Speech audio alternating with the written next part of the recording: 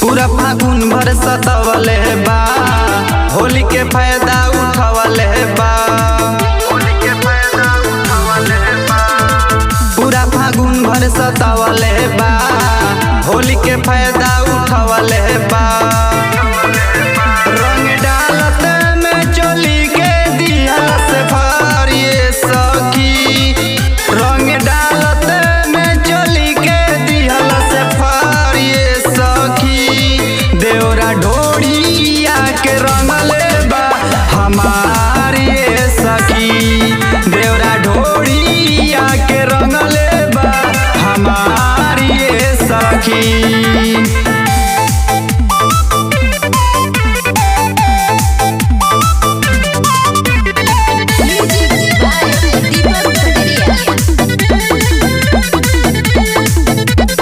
सागरो समान रंगलस छोड़लस न सादा, कहलस रंगल भौजी हमर होल यादा।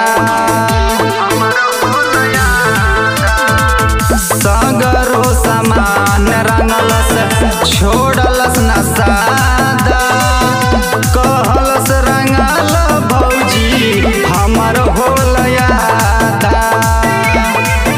गाल हमरो लाल कैलस चटकार ये सखी, गाल हमरो लाल कैलस चटकार ये सखी।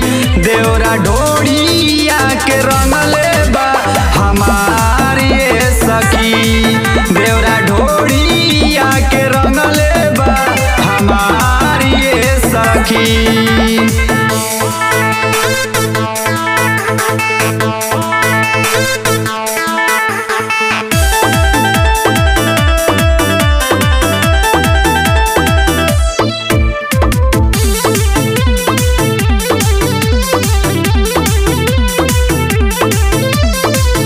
पाके अकेला हमके मन मानी कैलस, धके रंगुला ले बिरिया भीतरी ले लगैलस। पाके अकेला हमके मन मानी कैलस, धके रंगुला ले बिरिया भीतरी ले लगैलस।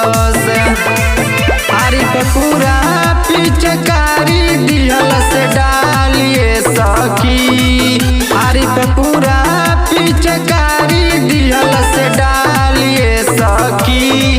देवरा ढोड़िया के रंगले बा हमारी सखी, देवरा ढोड़िया के रंगले बा हमारी सखी।